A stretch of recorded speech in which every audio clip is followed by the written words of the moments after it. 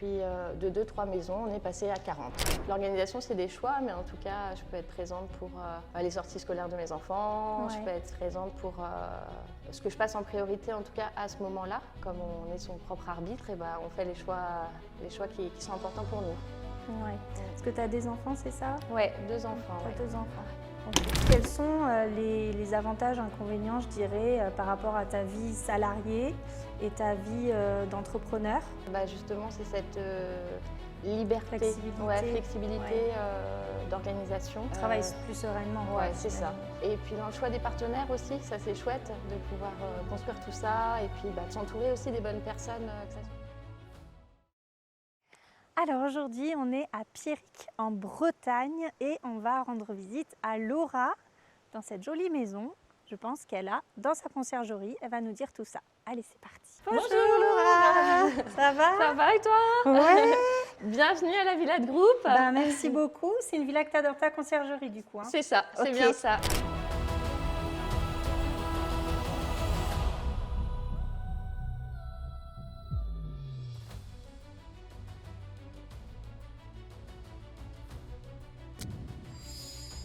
Merci de m'accueillir ici dans cette belle maison. Avec plaisir. C'est une maison que tu as dans ta conciergerie? Oui, j'imagine. Oui, c'est ça. C'est une maison qu'on gère depuis 2 ans et demi à peu près. Ah oui. Et donc, c'est une grande maison qui peut recevoir pas mal de personnes avec jacuzzi intérieur et piscine. Donc, c'est vrai que ça fait envie de venir en vacances ici. Hein.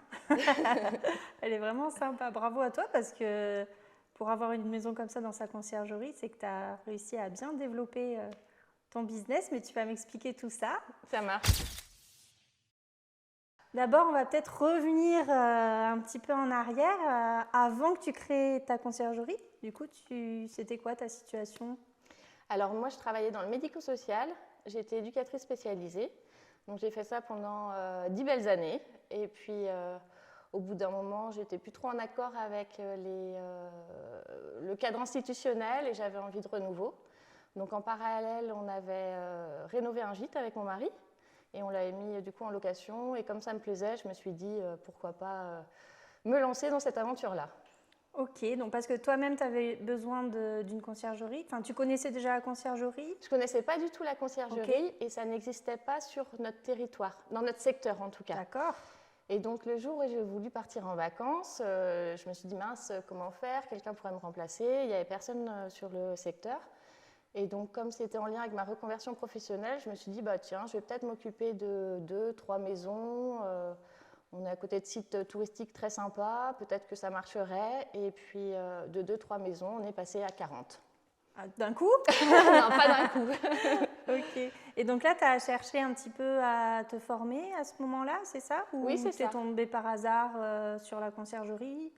Comment ça s'est produit? De fil en aiguille, oui, j'ai regardé sur Internet voilà, les métiers autour de ça. Et puis, j'ai trouvé en tout cas la formation, voilà, des gens qui faisaient ça, la formation, et je me suis dit que voilà, c'était la bonne occasion pour se former parce qu'en tout cas, je ne me voyais pas commencer toute seule. Oui, démarrer sans forcément connaître. Donc là, tu as du coup pu mettre le nom de la conciergerie sur ce métier-là. Voilà, c'est ça. Ok, ouais. D'accord. Donc là, tu es rentrée dans l'accompagnement. Et en combien de temps à peu près tu as suivi l'accompagnement Alors, du coup, ça remonte. C'était quand d'ailleurs 2022. Du coup, nous, on est sur notre 4e année. Ah oui, d'accord. Voilà. Et alors, comme c'était en ligne, je pense que je l'ai fait en quelques mois, la formation. Ouais. Voilà, en tout cas, sur le socle de base, ça a dû être fait. Oui, j'imagine que tu t'es lancée en même temps. Oui, c'est ça. Ouais. Ouais. Moi, je l'ai fait juste avant le démarrage officiel avec le numéro de tirette et tout ce qui est. Oui. Voilà, je l'avais fait ça juste avant le démarrage. Mais voilà, tout s'est bien. Ouais. Et après, du coup, tu as commencé à prospecter tout de suite ou ça a été du bouche à oreille? Alors, ça s'est passé? En fait, j'ai eu un article dans la presse locale et le soir même, j'ai eu des mails, des appels. Ouais. Et il y avait vraiment un besoin sur le secteur. Okay. Beaucoup de maisons de famille, des héritages en fait, qui étaient inhabitées, pas d'activité, et les gens n'attendaient que ça en fait. de pouvoir, d'avoir quelqu'un qui puisse gérer ça à leur place. D'accord. Et donc, sur les premiers mois, ou premières semaines même, du coup, tu as eu combien de logements Alors, quelques-uns sur les premiers mois, mais en tout cas, au bout de la première année, on était à 12. Ok. Mais là, je faisais tout par moi-même. Du coup, toute la coordination et le ménage, j'étais vraiment sur le terrain. D'accord. Et puis, on a doublé la deuxième année, et puis petit à petit, pour arriver à 40 logements aujourd'hui. Ok. Et donc maintenant, on est deux sur l'équipe, on va dire, de gestion avec Lucie qui est en alternance chez nous. Oui. Voilà. Et puis sur le terrain, je travaille à l'année avec 3-4 personnes et de nombreux renforts l'été. Ok. Voilà. Donc maintenant, je suis plus sur la partie organisationnelle, logistique et voilà. Oui, ok. Mais quand tu t'es lancée, est-ce que tu t'es lancée seule ou c'était quelque chose que vous avez lancé en couple? Enfin, comment ça s'est passé quand tu t'es lancée dans la conciergerie? Non, j'étais toute seule. D'accord. C'était une décision que tu as prise seule ou c'est parce que tu n'étais pas en couple à ce moment-là ou... Si, j'étais en couple, mais en tout cas, j'ai démarré toute seule avec l'idée qu'un jour, il me rejoindrait peut-être et en tout cas que je pouvais m'appuyer sur mon conjoint qui a des compétences au niveau du bricolage ou autre chose. Si jamais j'étais vraiment en difficulté sur certaines maisons, je savais qu'il serait là d'un soutien sur des postes que je maîtrise moins. Et du coup, l'idée, c'est d'être réactif le plus possible quand il se passe quelque chose. Ouais. Donc, Et tu as déjà été dans l'entrepreneuriat ou c'était vraiment une première pour toi? Non, c'était une première. Ok. Ouais. Et alors, ça allait quand tu t'es lancée? Tu n'étais pas trop stressée? Tu avais, je sais pas, peut-être des peurs ou non, tu t'es lancée? Non, je me suis lancée, j'ai ça en moi, l'entrepreneuriat, donc c'était pas un souci. Là, je me sentais à ma juste place en me lançant dans l'entrepreneuriat. C'est bien plus tard, au niveau administratif, quand on fait un chiffre d'affaires qui décolle assez rapidement, où il y a d'autres choses au niveau de la fiscalité à maîtriser, où là, j'étais entourée. J'ai dû m'entourer d'experts comptables, d'autres professionnels aussi. Oh, mais c'est plutôt positif. C'est positif, mais du coup, ça décoiffe. Tu as eu une belle évolution rapide, donc ok. Ouais. Tu as dû t'entourer rapidement de professionnels pour adapter tout ça, quoi. C'est ça. Ok. Et justement, donc, tu t'es lancée seule. Qu'est-ce qui a changé? Est-ce que quand tu t'es lancée, tu étais toujours salariée? Alors, j'avais quitté mon poste de salarié, en tout cas. D'accord, ok. Au moment où tu as lancé ta conciergerie. Voilà, c'est ça. J'ai eu droit à comment ça s'appelle, avec Pôle emploi. À l'ACRE, non Non, c'est pas ça. À une rupture conventionnelle. Ah oui, une rupture conventionnelle. Et ce qui m'a permis en tout cas d'avoir des droits au chômage pendant un an. Ok. Et ce qui m'a permis d'aboutir à tout ça. Sinon, j'aurais jamais pu. Ça aurait été plus compliqué. Ouais. Ok. Et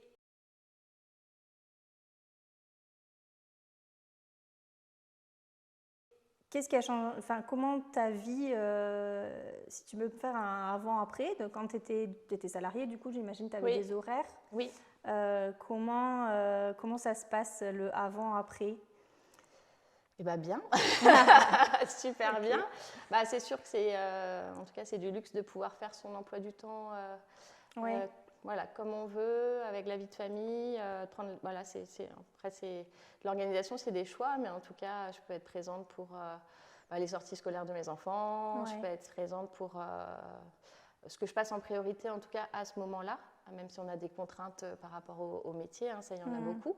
Mais en tout cas, comme on est son propre arbitre, on fait les choix qui sont importants pour nous.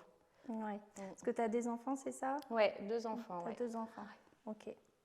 Et quels sont les avantages, inconvénients, je dirais, par rapport à ta vie salariée et ta vie d'entrepreneur? Alors, avantage, justement, c'est cette liberté, flexibilité d'organisation. Et puis, tu as réussi à automatiser peut-être? En grande partie, oui.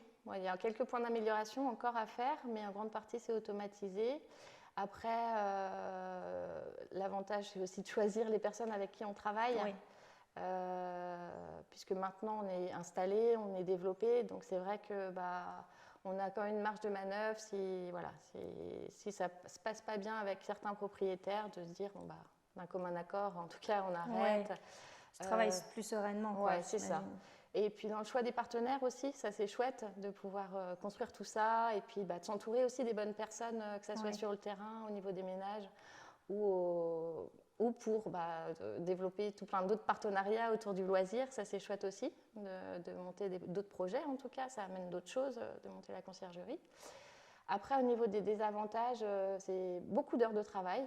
C'est lié à l'entrepreneuriat, hein. C'est vrai qu'on ne compte pas. Il vaut mieux pas compter ses heures de travail, mais le ressenti n'est pas le même. Surtout sur le départ, le temps de monter tout le business, de lancer la machine, et puis après, une fois que tu automatises, j'imagine que c'est plus simple aujourd'hui qu'au départ. Tout à fait, oui, c'est plus simple. Mais comme nous, on est pour l'instant dans une constante progression, on n'a pas atteint, le plateau, on n'est pas sur un plateau encore. Et justement, comment tu t'organises dans tout ça? Il faut se réadapter à chaque étape, en fait. Ce qu'on a mis en place au démarrage, il a fallu évoluer sur plein de domaines, dont la question du linge, où on a dû créer une laverie en interne parce qu'on trouvait que c'était plus simple et plus rentable aussi de faire comme ça. Oui, parce que du coup, tu y gagnes aussi sur la partie linge en faisant ça. Oui, on y gagne sur tous les plans. En termes de temps, d'argent, d'efficacité. Et ça, tu l'as mis en place combien de temps après? On l'a mis en place il y a 2 ans maintenant, donc 2 ans après. Ouais, c'est une belle évolution. C'est super de mettre en place des choses comme ça et puis des business en plus au final. Oui, c'est ça. Ouais. Et donc là, le prochain objectif pour cette année, c'est vraiment de développer tout ce qui est service additionnel en termes d'expérience ou d'achat. Voilà, on n'a pas eu le temps jusqu'à présent de faire ça. Mais c'est vrai qu'on aimerait bien développer ça. Et comment ça se passe au niveau répartition des tâches dans ton équipe, du coup? Exactement. Enfin, toi, tu gères quoi exactement? Lucie, du coup, qu'est-ce qu'elle gère aussi? Enfin, comment tu t'organises? Alors, Lucie qui est en alternance, du coup, en 2e année, gestion d'entreprise. Elle peut m'assister sur tous les postes, sur toutes les tâches en fait. C'est vraiment lié à sa formation. Donc c'est moi qui chapeaute tout. C'est moi, voilà. Je donne les directives, je gère au niveau organisationnel, logistique et tout. Elle m'aide sur certains côtés administratifs, logistiques. Voilà, on se met d'un commun accord sur l'organisation de son emploi du temps quand elle est en entreprise, sinon elle est à l'école. Et puis après, on dispatche, on est en échange avec l'équipe de terrain qui travaille avec nous. On a de la chance depuis le démarrage, on a une équipe qui est de confiance et fiable et on sait comment c'est précieux dans ce métier-là. Mais en tout cas, on a des personnes. Tu as eu de la difficulté à trouver ton équipe ou ça a été? Ça a été. Avec du recul, je me dis ça a été. Le démarrage, forcément, beaucoup de questionnements parce qu'on a eu des mésaventures. Mais non, ça a été, c'est du bouche à oreille en tout cas. On a toujours fonctionné par du bouche à oreille et ça fonctionne bien. Ok. C'est important aussi d'avoir un bon relationnel parce que la conciergerie, on sait que c'est un travail d'équipe aussi. Donc, de porter une équipe, en tout cas, au fur et à mesure de l'avancement de ton projet, parfois, c'est pas forcément facile, surtout quand tu n'as jamais été dans l'entrepreneuriat. Et ça a été une mission pour toi ou ça a été assez naturel? Non, je ne dirais pas que ça a été naturel, mais c'est vrai que c'est un constant apprentissage. Parce que moi, je ne faisais pas de management d'équipe avant. Et là, c'est clairement ça. Donc ça, c'est super chouette parce que c'est hyper varié. Du coup, on est sur un métier hyper varié. Et du coup, non, j'ai appris de mes erreurs. Ça n'a pas été simple. Il y a des choses que j'ai fait, maintenant je fais différemment, que je cadre mieux. En fait, je sais ce que je veux maintenant, ce que je ne veux plus. Et du coup, je le cadre beaucoup plus qu'à mon démarrage, quoi. Mais ça va avec l'expérience. Et qu'est-ce que tu préfères faire dans ce métier? Alors, moi j'adore rencontrer du coup les nouveaux propriétaires, les rencontres en fait, les rencontres propriétaires, les rencontres des voyageurs, après j'aime bien aussi voilà, tout ce qui est organisationnel, voilà, tout ce qui est logistique. Quand ça roule, ça me plaît bien. Ouais. Et puis, la satisfaction de voir que ce qu'on peut mettre en place, ça fonctionne sur les réservations, sur les prises de réservation, sur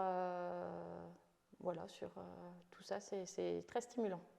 Et qu'est-ce que t'as apporté le plus l'accompagnement au final, à ton avis? L'accompagnement de la formation, déjà c'était le socle de base que je connaissais déjà en partie, parce que ça faisait, voilà, on a notre gîte, mais avant on s'est occupé de biens familiaux, on va dire ça comme ça. Ok, donc c'était pas inconnu, complètement inconnu. Non, c'est inconnu. Ça. Le grand plus, je trouve que c'était ce côté dynamique et du forum, en fait, c'est de ne plus être seul, comme on est seul quand même à chapeauter tout ça.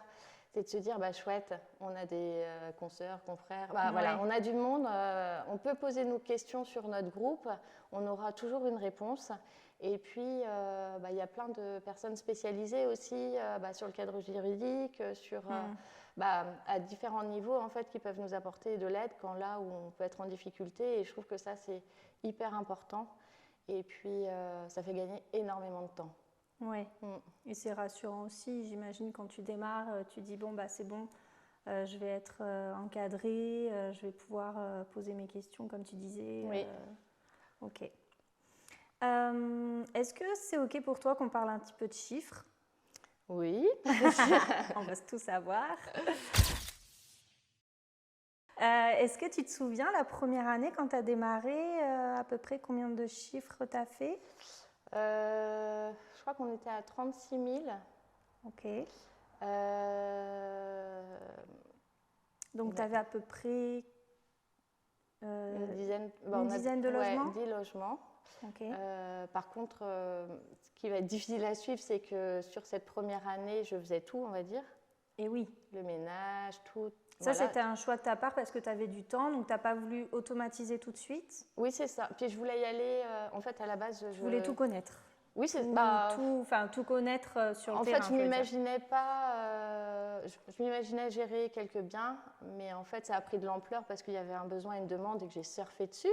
Mais à la base, je m'imaginais pas gérer autant de logements. Ouais, donc en fait, je m'étais dit je m'occupe moi-même essentiellement de quelques biens et c'est tout. Voilà. D'accord. Et donc, la vie en a fait autrement. Et du coup, le chiffre d'affaires a fait qu'augmenter, mais il y a un moment donné où on a dissocié vraiment, les prestations ménage, on les a mis en débours. Donc, en fait, le chiffre d'affaires, il n'est pas le même. Voilà. Ok. Et là, aujourd'hui, cette année, tu as fait combien déjà cet été-là, à peu près, tu sais? Non, là, je ne vais pas pouvoir donner de chiffres sur cet été. Ok. Ouais. Tu ne sais pas encore. Et sur les derniers mois, par exemple, ou l'année dernière? L'année dernière, on était à 87 000. Ok. Donc, sans la partie ménage. Pas chiffre d'affaires, vraiment la com. Alors, la partie com. Que la partie com. Là, c'est le chiffre d'affaires, c'est 87 000. Ok. Mais cette année, on a fait le choix d'enlever vraiment toutes les prestations ménage. D'accord. Ce qui n'était pas le cas les autres années. Ok. Voilà. Et donc là, tu me disais que cette année, ça avait plus, plus cartonné. Oui, ça a l'air d'être. On n'a pas encore les chiffres, mais la tendance est meilleure. Ok. Donc là, exactement, vous êtes à une quarantaine de logements, c'est ça? Oui, on a 40 logements. Ok. Et sur les prochains mois, tu as des nouveaux défis ou des nouveaux objectifs, ou même pour l'année prochaine? Est-ce que tu veux augmenter encore ton panel de logements?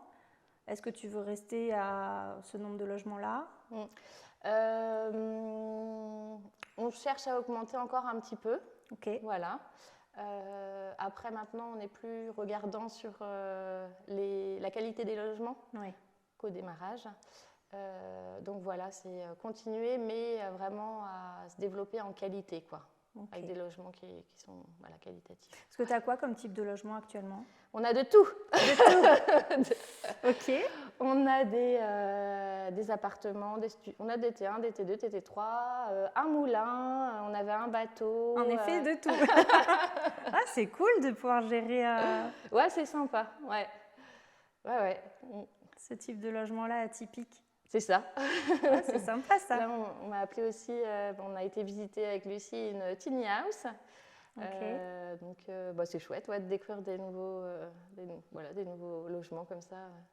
C'est des logements que tu as toute l'année ou tu as certains logements que tu as que quelques semaines On a quelques résidences principales. Donc c'est sur les vacances scolaires, donc juillet, août et d'autres vacances. Et sinon, la plupart, c'est à l'année.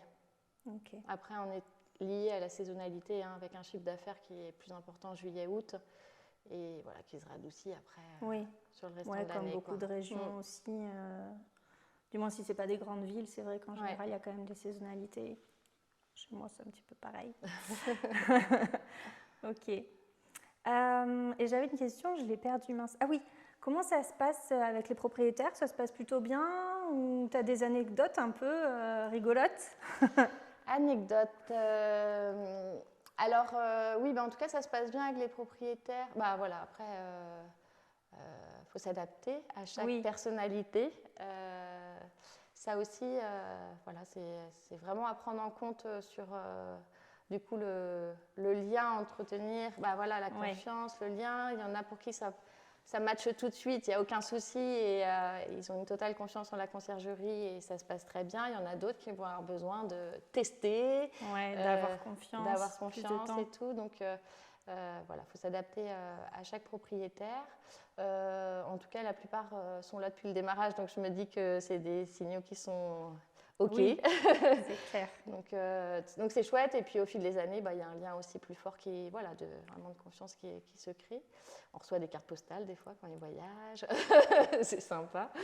Tu avais une autre question? Tu as des petites anecdotes, mais bon, c'est pas facile comme ça. Je de but en blanc. Il doit y en avoir plein, mais... Pas qui te viennent comme ça. Non. Là, j'ai pas... Parce que là, par exemple, cette maison, tu m'as dit que c'était plusieurs propriétaires, c'est ça? Oui, c'est ça. Parfois, ils veulent venir, tu me disais, et puis, non, c'est déjà loué. Mais bon, en général, ils sont quand même sympas, ça se passe bien. Oui, carrément, ouais. Okay. Non, il suffit qu'ils me donnent le planning à l'avance, mais des fois, c'est pas toujours possible pour certains de s'organiser. Et puis, en tout cas, c'est pour c'est loué, c'est une bonne raison. Oui, c'est pour la bonne cause. C'est ça. Ça fait limite plaisir de leur dire « Ah non, c'est loué, désolé, vous pouvez pas venir. » Non, même en anecdote, c'était pour une maison avec piscine, un propriétaire qui est un petit peu âgé et qui a un début d'Alzheimer qui m'appelle et qui voulait rentrer chez lui. Non, monsieur, c'est pas possible, c'est loué toute la semaine. Ah oui. Donc voilà. Donc là c'est lui qu'il faut reloger en fait. C'est le propriétaire qu'il faut reloger pour le coup, le pauvre. Ah oui. Et maintenant ça va, tu arrives à continuer à communiquer avec lui ou... Oui, oui. Pas... Pour le moment ça va. Comment ça, il y a des gens chez moi je comprends pas. Pauvre. Ok. En général les gens sont sympas quand même. Oui, C'est ça qui est cool aussi dans ce métier, c'est un métier humain, c'est de la prestation de service, donc c'est ce qu'on aime en général quand on fait ce métier, c'est le rapport avec les gens aussi, quoi. Carrément. Et si tu avais quelque chose à dire à ton toi avant que tu démarres la conciergerie, parce que j'imagine que jamais tu aurais pensé en arriver jusque-là aujourd'hui, puisque tu me disais que ce n'était pas à la base ni même ton projet d'avoir autant de logements. Et du coup, si tu devais dire quelque chose à ton toi d'avant, quand tu étais salarié, je lui dirais, c'est pas si dur de quitter ton ancien boulot. Souvent, ce qui freine les gens, c'est les habitudes, le confort. Moi, j'avais un bon confort. En tout cas, j'avais des très bonnes conditions de travail. Et, en plus, En plus, oui. Non, c'était pas que tu en avais ras-le-bol de ton travail, c'était... J'avais des bonnes conditions. J'en avais marre du cadre institutionnel, qui me convenait plus. Mais sinon, le cœur du métier, j'aime ça. Et le salaire et le nombre de semaines que j'avais de vacances à l'année, c'était OK. C'est pas ça qui... c'est vraiment, c'est vraiment le reste qui m'a fait dire, bon allez stop, j'ai envie de renouveau, voilà, je vais voir. Mais quand on est dans ce premier métier, moi j'ai fait ça 10 ans, c'était mon premier métier, voilà, on s'imagine pas qu'autre chose est possible après. Ouais. Et que finalement, maintenant que j'ai fait ce pas-là de changer de métier, je me dis, avec le fait des joies de l'entrepreneuriat, en fait, il y a tellement de choses de possibles et ça, c'est génial, quoi. Ouais, c'est addictif. Dire, hein. Ouais. On a toujours envie de plus. Ouais, en tout Ouais. cas, c'est la liberté de se dire, tiens, je tente un projet, on verra. Je peux tenter, voilà. Ouais, ça t'a pas fait peur. Au final, c'était limite pour toi, ce qu'il fallait que tu fasses à ce moment-là. Ah oui. C'est fou, hein. Ouais. C'était ça où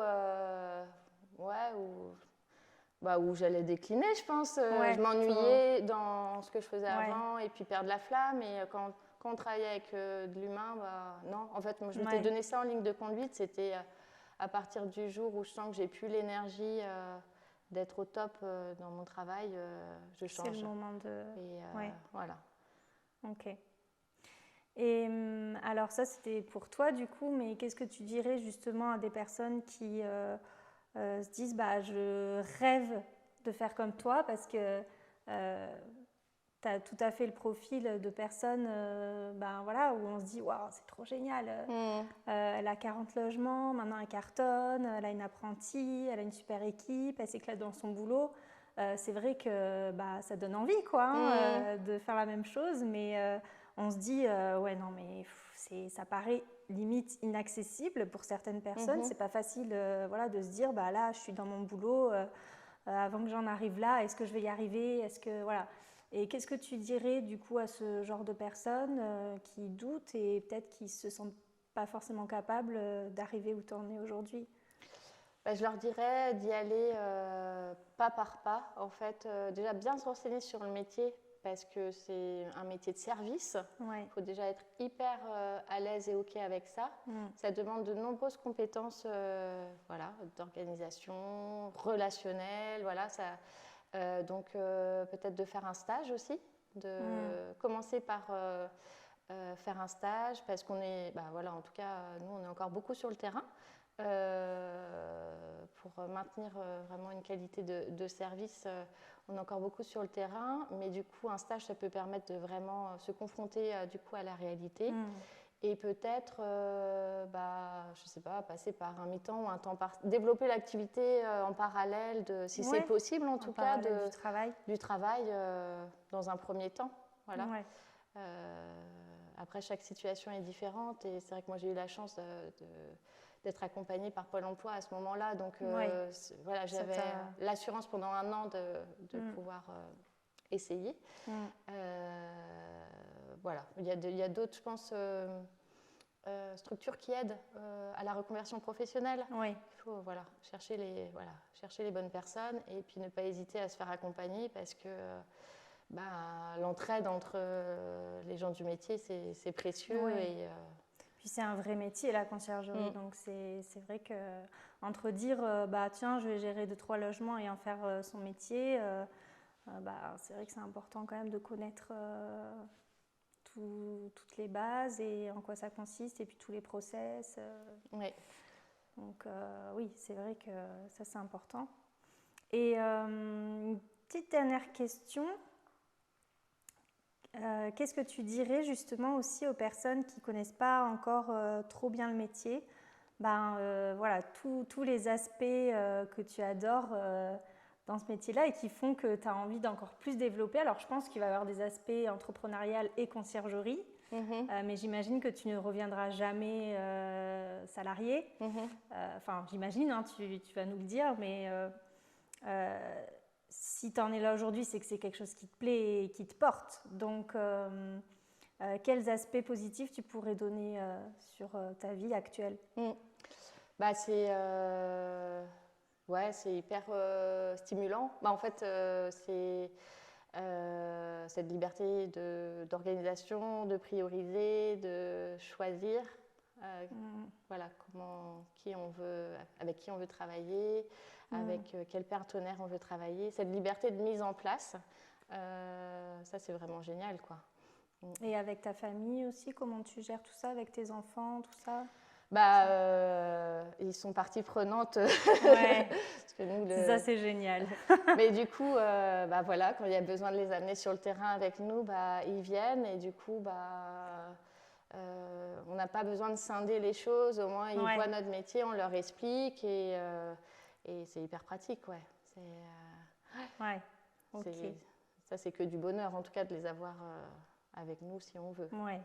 On sait que ça passe tellement vite qu'on veut pouvoir profiter aussi de nos priorités. Et nos priorités, c'est notre famille, c'est nous aussi. Donc c'est super de te voir épanoui comme ça. En tout cas, moi, ça me fait super plaisir de voir que tu as suivi l'accompagnement et voir où tu en es aujourd'hui, que tu m'accueilles ici dans cette superbe villa. Franchement, je te dis bravo parce que c'est un super parcours. Donc vraiment, bravo à toi. Et puis merci beaucoup pour cet échange. C'était vraiment super. Merci Je Caroline. te souhaite plein de bonnes choses Merci. pour les mois et années à venir, en tout cas avec la conciergerie. Merci beaucoup. Avec C'était un plaisir. plaisir.